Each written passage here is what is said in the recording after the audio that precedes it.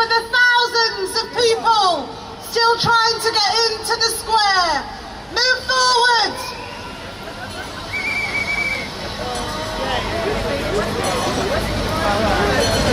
Welcome students. Let's hear it for the students amongst us today. I can't hear you. Welcome students. Welcome to the trade unionists who have joined us today. Let's hear it for the trade unions. And let's hear it for the staff and the managers who are standing strong with us and demanding from those corridors of power fair pay for FE, fair funding for FE. What do we want? When do we want it? Now! What do we want? FE funding! When do we want it? Now! What do we want? FE funding! And when do we want it? Now! United, I'm the president of UCU, the University and College Union. Let's hear it for UCU! Thank you very much. Welcome, friends, colleagues, comrades, supporters, to what promises to be a fabulous afternoon, and we've got a lineup of speakers for you. It's absolutely amazing to see students here supporting us today, communities here supporting us today, and the leaders of our FE colleges. We're all here to love FE, we're all here to love our colleges, and we're here to send a clear message to those people over there. And that message is that we want fair funding, and we want fair pay, and we want a fabulous and vibrant and professional FE sector for now, for tomorrow, and for always. A decade of savage cuts have left FE fighting for our lives. But thank God you think that FE is worth it. We're here to tell those people in those corridors of power, in Whitehall, in Parliament and in the Treasury, that we've had enough of your stinking cuts to further education.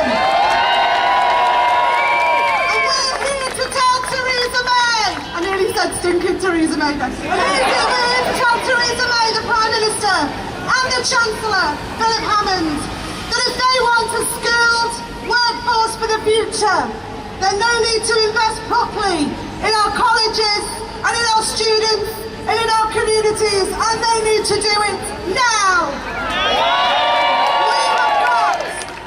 We've got a fantastic lineup of speakers for you today. So to kick us off, join me in welcoming David Hughes, CEO of the Association of Colleges. Let's hear it for David Hughes. Thank you. It's great to see so many people here. I can't believe you're all out here in the rain. It's a fantastic show. It's the most amazing showing by colleges ever.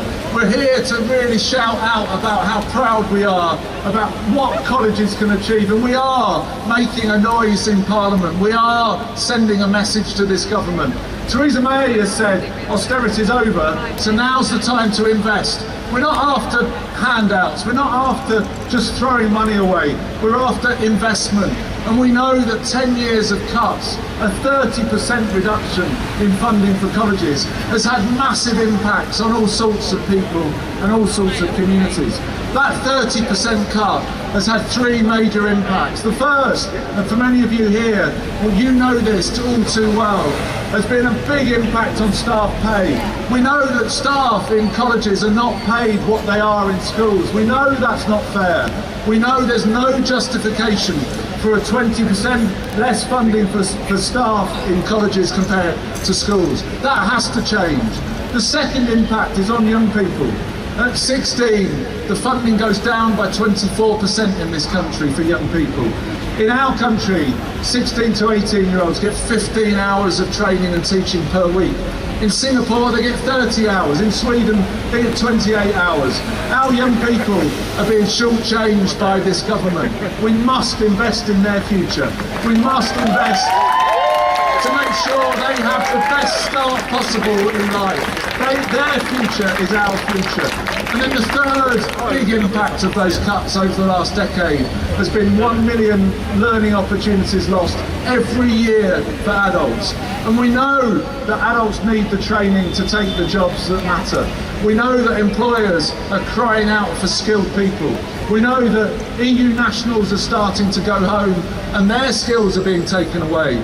So this is the time to invest in the people of this country, invest in our people to make sure we can fill the skills gaps. We're not talking about evening class French, we're talking about real skills that matter for the economy, in health, in social care, in engineering, in construction. That's exactly where employers are saying they can't recruit. That's where we need the investment. So this government needs to listen. It's not about customs union, it's not about the single market and tariffs. It's about investing in our people. And colleges are the best place to invest for communities, for young people, for adults, and for a very successful future. So let's make that message really loud. Let's send a message to Parliament. Let's get them to really listen. This is a cross-party issue. It's not just about one party, it's about all parties coming together. And finally, I just wanted to thank all of the organisations that have made this possible. We've had a fantastic unity. We've had a single voice working together. And that's where we get our strength, from working together, from saying the same things, for fighting for what we all believe is right, which is a better future for our country. So National Union of Students, UCU, GMB, Unison, TUC, the National Education Union, ASCL and AMI, with the Association of Colleges. Thank you very much. Let's carry on the fight, because we must fight for our communities, for our young people, for our citizens and for the staff who do such a fantastic job in our colleges all over the country. Thank you very much. They say cut back. We say fight back. Cut back. Fight back. Cut back. Fight back. Cut back. Cut back. Cut back.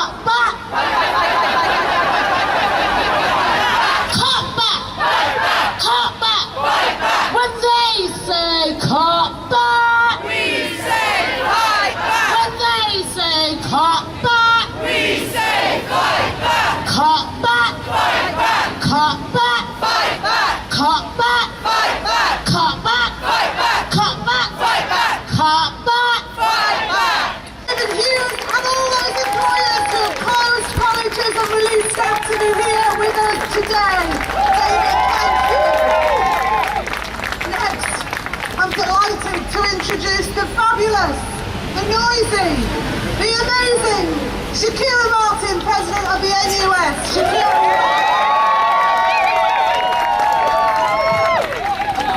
Solidarity to all you here today. As many of you know, further education was my route into changing my life and breaking the cycle of deprivation. And I know firsthand, like many of you, what FE does to change lives. It's not just getting a qualification, it's the librarians, it's the support staff, it's the personal progression coaches, and it's our teachers that often keep us staying on track when we often feel to drop out. Look around us, look how diverse the sector is. We're resilient and we come with a range of overcoming adversity, and that is what is so unique about the FE sector. The struggles that we've got to get into education, but also what it produces, civic members of society. 5 years ago, you wouldn't have thought that I would have been the president of NUS. So my message to you all is that there's a Shakira in every single one of your classes. They might not look and sound prim and proper at the moment, but invest in your students, give them time. But we have been under-recognised and undervalued for years by this government. We've been called a Cinderella sector, but today we have made it loud and clear that Cinderella will go to the ball. Our teachers' terms and conditions are our students' learning conditions. We need our teachers to be properly paid. We need them to have better working conditions so that they can create a better learning environment for all our students.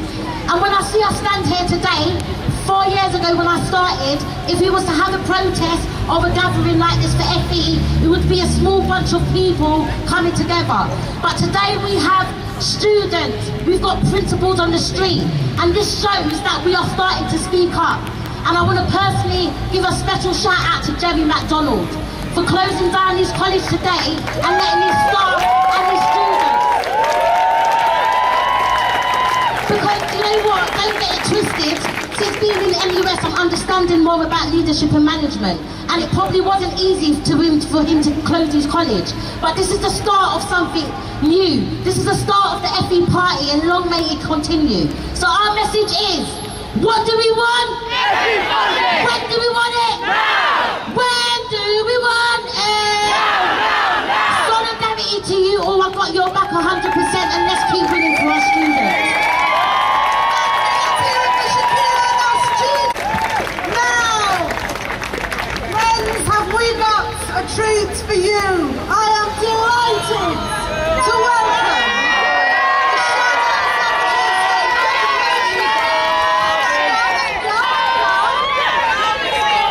the Shadow Secretary of State for Education, Angela Rayner.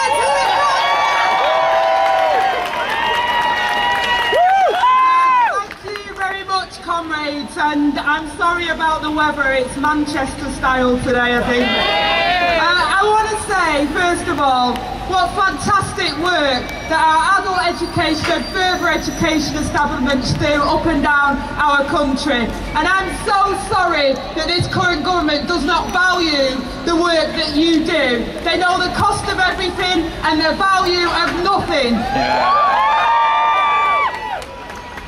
And I say to the Minister, in response to her email she sent out to all MPs last night, we cannot wait till 2019 until they've kicked it into a review.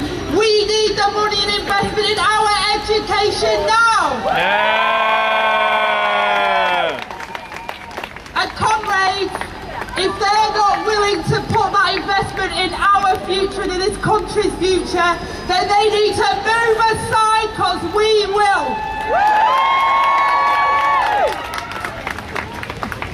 The IFS, the Institute of Fiscal Studies, has said that since 2010, further and adult education has been cut by over £3 billion.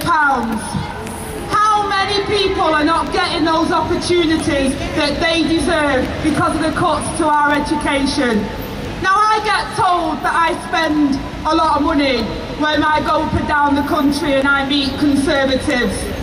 But what I say to those people that say that Labour want to spend is that Labour want to invest in Britain for our future, because every pound you spend on education will deliver for our economy of the future and our communities.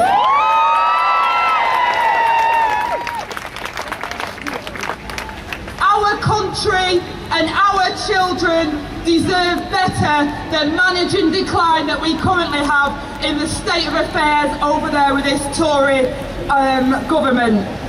We want to make education free at the point of use, and we can do that. And to those that say we can't afford to have free education, I remember when I was at school and I was offered university for free. I went to adult education, I went to further education, and I wasn't charged upfront fees for it. So we can have it. Our children do deserve it, and we can afford it.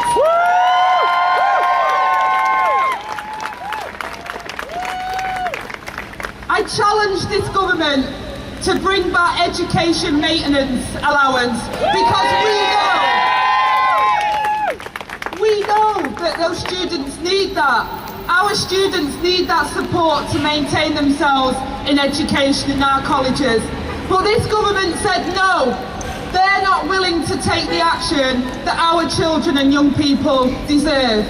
We are willing, we are ready, we are absolutely determined to bring forward a national education service that's free at the point of use from cradle till grave. It was a 1945 Labour government after the war that brought in the welfare state, that brought in the NHS, that brought in council houses, and we were told we couldn't afford it then. Well, look at what we've got today because of what we did in Labour, and we'll do it again under the leadership of the next Prime Minister of the UK, Jeremy Corbyn.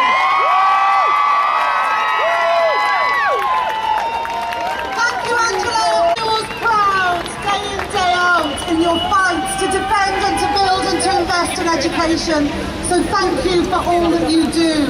Now is the time to sing that song, because now I am delighted to introduce the leader of the Labour Party and the next Prime Minister. It's Jeremy Corbyn.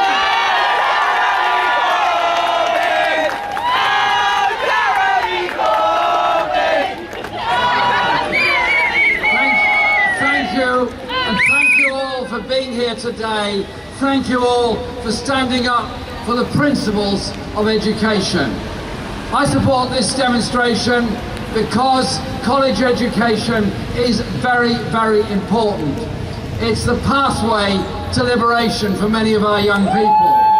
It's the pathway for older people to discover new things about themselves, new subjects, new opportunities, and indeed a career change if that's what they want to do. But it's also an area where many people work.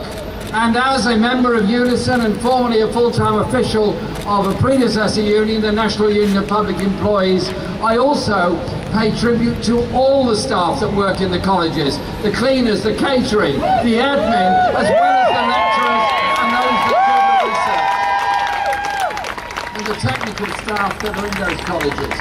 And I have to say, the way that the staff have been treated by this government is disgraceful, and the way that college lecturers have seen their conditions deteriorate over many years, and their treatment over this summer, which is why I, on behalf of the Labour Party, was proud to support the UCU in the actions it took to try to defend the pension rights of its members. But we live in a time when there's chronic underfunding of education, when too many very small children don't get the nursery place they need and deserve, which is why I'm determined that under a Labour government we will guarantee every child at least 30 hours nursery education from the ages of 2 to 4, because the inequalities begin very young in our lives. Children denied a preschool place end up underachieving in primary, secondary, and then sadly often don't end up anywhere near college or university as a result of that. It's also about funding the creativity of our young people, which again is why I'm very proud that our last manifesto included, and be assured the next one will as well, the idea of a pupil arts premium, that every child in every school can get to learn a musical instrument and explore their own creative endeavours and possibilities. But it's also about what happens when youngsters leave school, going on to college, going on to sixth form, doing A-levels. Too many are forced into too many hard choices too young, which often affects their career prospects in the future. But too many are faced with the awful choice of what they're going to do if they decide to leave college and go on to university. Put themselves in debt or get no degree, or put themselves in debt to get a degree with no guarantee of a decent income to pay that off. I think, and we'll repeat it again in our next manifesto, we were absolutely right to say we would increase corporation tax in order to end university, college and adult education fees for all time. And I say that because unless we fund our colleges properly, unless we treat our staff properly in those colleges, unless we give young people the chance to study the variety of courses that they want to, then the skilled workers of tomorrow, the high achievers of tomorrow, are simply being denied that place unless their parents are wealthy enough to buy something for them. Well, I don't want to live in a society where the ability to become a doctor, an engineer, a lawyer, or anything else is dependent on your parental income. I want it to be dependent on your willingness, your attitude, and your determination to take that forward. And so what we've had over quite a long time in this country is the diminution of the principle of free education. The idea that somehow or other, preschool you pay, post-school you pay, and gradually it squeezes in. And head teachers forced into difficult choices and often putting quite heavy pressure on parents to collect money to support the school funds. Well, I look at it this way. Angela was quite right when she said it was a post-war Labour government that created the National Health Service. Healthcare free at the point of need for everybody, irrespective of their income, irrespective of their wealth, for everybody as a human right. Surely to goodness, it's in the Universal Declaration of Human Rights, the right to education. I want us to carry that through, and I want the legacy of the next Labour government to be a national education service, where we take the commodity out of education and put the principle and the right into education. So today, we challenge the Tories, we challenge them on their false claim, and it is a false claim, that austerity is over. Ask that to anyone now faced with universal credit. Ask that to anyone teaching in an oversized class. Ask that to somebody on a housing waiting list with no prospect of getting somewhere. There is no end to austerity so long as this lot remain in office. Stand today for properly funded colleges and properly paid staff. Stand today for the principles of education for all as a right. What an incredible waste of resources it is to deny some people the education they need, deserve and can benefit from.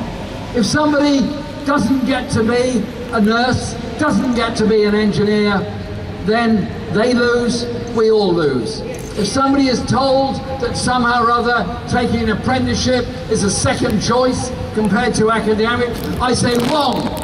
The education and the skill levels are of equal value in both apprenticeships as well as university education. And we will campaign through our roadshows, through our campaigning, through our campaigning days for that principle of a national education service. Remove the commodity, input the right, inspire young people and older people to come together in that joy of creative learning, in that joy of collective achievement. That is the kind of society I want to live in, and I suspect it's the one you want to live in as well. Thank you very much. Thanks for your support tonight.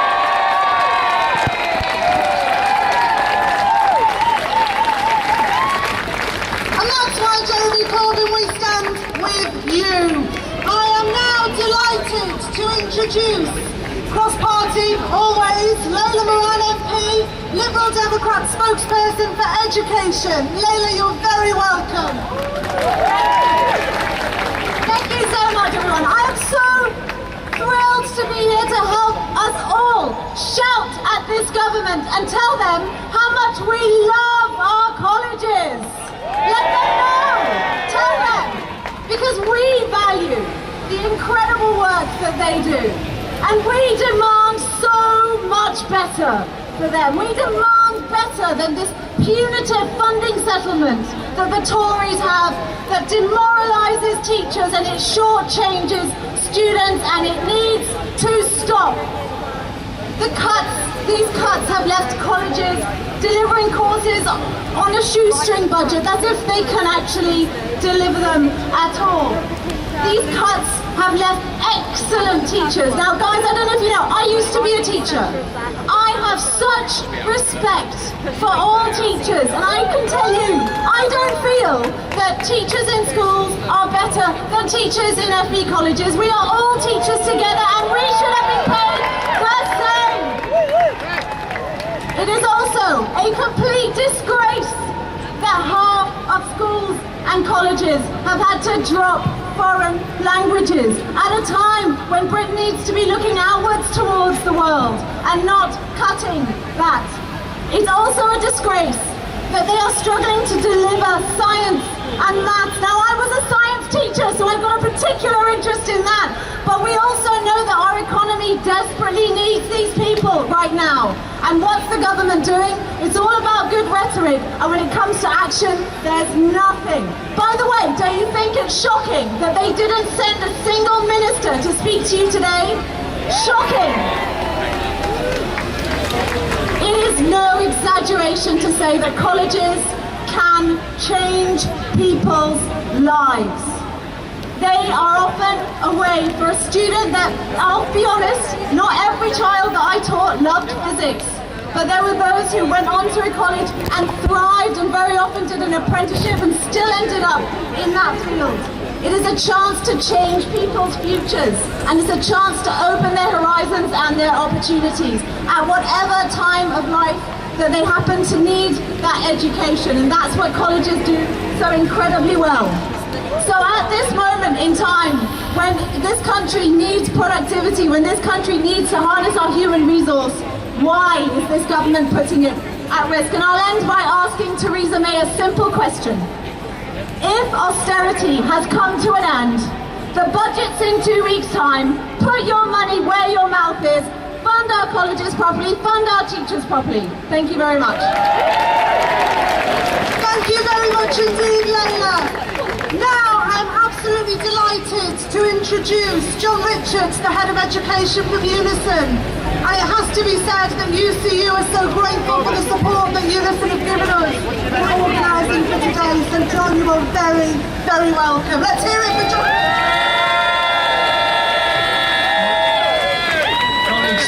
Thank you very much, and thank you for allowing me to speak. I won't speak long, you must be getting wet, and there's a lot more people you've got to hear from, so just a few points I want to make. First, it's always a pleasure to speak after Jeremy and Angie, both of whom have been involved in Unison all over the years. And as well as Jeremy becoming Prime Minister soon, we also know that that would give the opportunity for Angie Rayner to become Secretary of State for Education. And what a difference that would make to the system that we have. And the National Education Service that is new, interesting, has some new options and some radical thinking. That's what we need to change education funding. Not the old ways, not the old system that we've been suffering from, not the funding system which prioritises certain parts of education. We want a fair funding system, and a fair funding system particularly for further education. As she said. So it's, as I said, Unison represents the support staff that Jeremy mentioned, the caterers, the cleaners, the security staff, the technical staff, the staff that sometimes aren't seen, sometimes aren't heard, but are always first for the chop when the funding cuts. And our members have suffered huge cuts. They've suffered significantly during this time, pay cuts and a whole series of undermining of their terms and conditions. And so we're here today, and we're funding and being involved with our sister unions involved in this to send a clear message that it's time, we've had enough of this. It's absolutely imperative that fair funding happens now. So we've seen significant cuts. We need to send a message, you need to send a message in the lobby to MPs today, because the rally is vital, the budget is imminent, and the Chancellor's doing his final sums. MPs need to know what the impact will be if he does nothing. We need significant sustained funding, because if we don't get it, colleges will collapse, swathes of young people and adults will suffer. They don't deserve it, we don't deserve it, they need to fund FE properly. Thank you very much. Thank you, John. I'm now delighted to introduce one of the NEU Joint General Secretaries to address us. And you will hear that she too is a passionate advocate of all things education. Put your hands together for Mary Marsden. Thanks, Vicky. And just to first of all say that I'm here in place of Kevin. He's 6'7", I'm 5'4", so you might notice the difference. Kevin's ill and he's really sorry he can't be here. Now we're here because we want to love our colleges. And it's clear to the National Education Union that the government does not love post-16 and does not love our colleges. And it needs to show the love. We need to have colleges that are properly funded. We need to have staff that haven't suffered a 25% pay cut since 2011. We need to pay our lecturers properly. And we need to reverse an 8% real terms cut in post-16 funding. It is ridiculous that funding for post-16 is now at its lowest level for 30 years. How can this be when the sector has to implement apprenticeships and T-levels and take forward the government's offer for post-16 education? The lack of funding and the lack of decent pay and terms and conditions for those who work in the sector is a disgrace. Because what do we know about post-16 and FE? We know that that is a second and a third and a fourth chance for students who have not succeeded at school, for adults who need to come back and retrain and make something of their lives. And if you didn't have FE, you'd have to invent it. So let's support the FE sector that we have. Let's support our post-16 sector and our sixth form colleges. Let's pay our teachers and lecturers properly, and let's get that message to the government this afternoon. Thank you. Thank you for that, Mary Marsden. Now I'm delighted to introduce Kate Webb, who, as the principal of Windsor Forest College Group, has turned up with dozens and dozens of her staff and students today. So Kate, you are very, very welcome. Thank you. I'm going to cut to the chase because we're running out of time. And I don't mean this afternoon, I mean we're running out of time for this funding crisis. Our towns and cities in this country have inherited a wonderful legacy of our technical, further education and sixth form colleges. I've worked in colleges for 25 years and I've always thought that colleges came before me and they will be here after me. This funding crisis threatens that legacy. I am here because I am angry, but I'm also here because I'm proud, and I'm so proud that everyone is here today, because anger can turn into depression. Don't let this anger be depressed. Let this anger form something positive. You all transform lives. Colleges transform lives, and these cuts threaten that. In colleges we're too modest, and we're too modest because we are too busy transforming lives. The government are too busy ignoring us, and that is time now to stop. Our young people get on average 15 hours of education a week. Their peers in Europe get 25. That is not right. That has to stop. Over the last 10 years, there are 3.2 million less adults in education. That is not right. That has to stop. Inside Parliament at the moment, and on the news, the conversation is dominated by Brexit. But without colleges, there will be no successful Brexit. Without colleges, there will be no successful UK economy. If colleges didn't exist in 2018, the government would have to invent them. We need real sustainable investment, and we need it now. So carry on making your noise, don't give up hope, be angry and carry on. Thank you very much. Thank you very much for that, Kate. Now we have Sean Vanell from City and Islington College, and he is Vice Chair of the FE Committee in UCU. Let's hear it for Sean Vanell. Thank you very much. What a brilliant day. This has been the biggest demonstration in support of further and adult education for over a decade. Well done. But we've got to do more than this, because what is taking place is nothing more than a national scandal what is happening in further and adult education. When people say, what does FE do? Well, I tell you what FE does. 4 million people go in and out of further education each and every year. More people attend FE or 16 to 19-year-olds. We teach more 16 to 19-year-olds than any other sector in education. 44% of university students come through our colleges. That's what we do, and a lot more. But what do the government do? The government cut, cut, cut.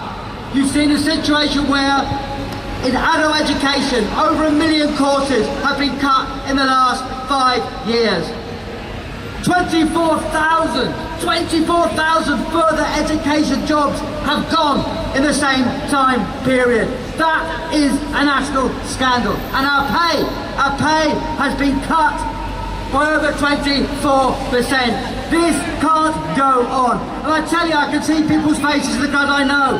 This has life impact. I know a 60-year-old math teacher who for 5 days a week, and these ideas have come directly from a cuts package. Why? Because we don't have the support. That's been cut back again and again and again. So we're here for a cause. We've got Jeremy, we've got everybody on our side. These people don't get it. They don't get it because they don't send their kids to the colleges. They've never been to the colleges.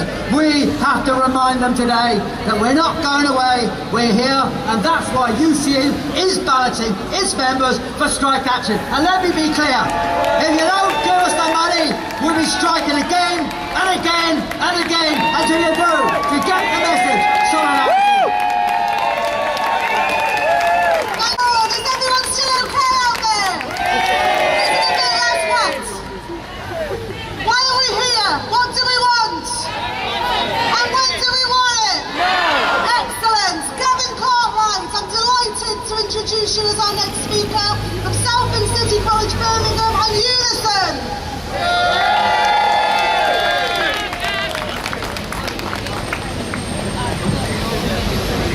Sorry, it's all. When I was young, my mum was a secretary in an FE college. In my teens, my dad, who had started as an apprentice, lost his engineering job and he had to retrain at an FE college. He completed his course, he went to university and he ended up working at the university after getting his PhD. In my 30s, I was a single parent, I had to retrain. I ended up working at the college that I'd studied at. My eldest son struggled with his A-levels. He went through an FE college. He's now working in the job that he got after that, earning a lot more money than me. My youngest son was an apprentice at an FE college. Now, I mention all of these things because it shows what FE does for people, how it transforms lives. Here's the thing though, with the difficulties that me and all of my family have had at various points, we wouldn't have succeeded without the support of the teaching and the non-teaching staff at those colleges. Those staff who consistently go above and beyond. The same staff, many of whom haven't had pay rises in 10 years and have lost 25% of their real term income. The same staff that care passionately about the students and work through their lunches and stay late to make sure those students are looked after and supported. The same staff that we regularly hear have to use food banks to survive. The same staff who carry the burden of their situations into work with them and then have to help students who are going through very similar things. For me, it was a librarian that helped me. My eldest was a careers advisor, and my youngest son was a teaching assistant. These staff need and deserve a properly funded pay rise. Colleges across the country are on their knees because of the massive cuts that we've had to suffer, and it's the staff that are keeping these things going. When this country is facing all of the challenges of Brexit that we're going through, we can't continue to underfund one of the most crucial sectors for resolving these problems. We can't expect a tired and beleaguered staff to carry this country's main hope of closing that skills gap that always gets talked about. We must fund colleges properly. We must fund a pay rise for staff. And it doesn't only make economic sense, it's the right thing to do. Thank you. Thank you very much for that, Gavin. Next we have another speaker from a trade union who understand our pain. It's the National Education Union, and I'm delighted to introduce Josie Whiteley. Thank you, Vicky, and good afternoon, everyone. Colleges offer so much to so many. I'm really proud today to be here exactly 21 years since I started teaching in an FE college, having the opportunity to speak about the sector. Because FE colleges have been the poor relation for too long. And today, it's amazing to see them working together with their staff, students and trade unions. They're demanding the respect they deserve, and they're telling the government to stop pretending that they value us. We all know the problem. There just isn't enough money in the post-16 pot, and all involved in FE are paying an extremely high price for that lack of investment. Staff are being driven into the ground as their numbers are cut, and some find themselves being made redundant and left behind, suffering both physical and mental illness, trying to cope in diminished departments. These staff have endured a declining pay over the last decade, suffering a pay cut of 25% and being paid an average of £7,000 less than teachers in schools. And that's if they're lucky enough to have something resembling a decent contract. And what about our learners? I've taught students who've started on level 2 courses and ended up with honours degrees. They're now in good jobs and careers. And I've seen students blossom in a way that they never did at school, because the courses that colleges offer can meet such a huge variety of needs. Colleges are not one size fits all. So whatever course you choose as a student, a properly funded college is a special place where dreams really can come true. And those dreams should be available to everyone. Whether the students are aged 16 or 60, it should not matter. But I'll tell you what really matters today. FE matters. There are 2.2 million people a year studying in the FE sector, and every single one of them matters. What matters right now is that our message today is heard loud and clear in that building over there, because the FE sector has finally woken from its slumber and we will no longer be ignored. So let there be no mistake. We want our staff to be paid properly. We want our courses to be funded properly. We want our students to be supported properly, and we want it now. Thank you. Josie, that was fantastic. Now, we've heard from the Labour front benches, we've heard from the Liberal Democrats, and now I am delighted to tell you we have Caroline Lucas, MP for Brighton Pavilion and the Green Party. Thank you so much. And I want to start with some big thank yous. Thank you, first of all, for being here and fighting for your colleges. And thank you for all of those staff who can't be here because they're inside those colleges doing the amazing work that they do, that you do, day in and day out. And we're here to say it is completely unacceptable. The college staff pay is down 25% in real terms in the last 10 years. Why is it that college teachers are paid £7,000 less than school teachers? This is an injustice and we will fight to put it right. And we're here to say as well that colleges provide a vital role in our communities and they need to be valued, not undermined. I'm proud that in my Brighton constituency, I've got incredibly successful sixth form and FE colleges. They provide a brilliant service to students, but they're doing so in the face of relentless cuts day in and day out, and we are here to say enough is enough. Now, if we had a far-sighted government, and I know that's a bit of a leap of imagination, but if we did have a far-sighted government, surely they would be investing in our young people and in our colleges. Brighton Met alone has 14,000 students across 3 sites, supported by 1,200 staff. They have actively done what they were told to do. They were told to grow through mergers. But getting bigger on its own isn't enough. It's not enough if you don't have access to capital funding, if you can't invest in the buildings, the technology or the other resources. What our colleges need is not an endless stream of new ministerial initiatives.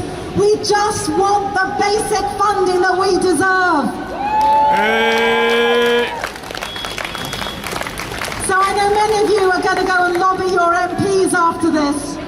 So please make sure you tell them this, that you want to live in a country where free, good quality further education is a right, not a privilege. Tell them that colleges are the most successful institutions in driving social mobility, and that you want Britain to be a country where everyone has the opportunity to fulfil their ambitions. Tell them that education is a right, it's not a privilege, and it is not a commodity to be bought and sold. It is an investment into the very heart of what we want this country to be. So I wish you all the very best today. Thank you so much for being here. Tell them that their decisions now make a huge difference on the future of our country. Tell them that the future needs fair funding. Thank you. What do we want? Every funding! What do we want? Every funding! What do we want?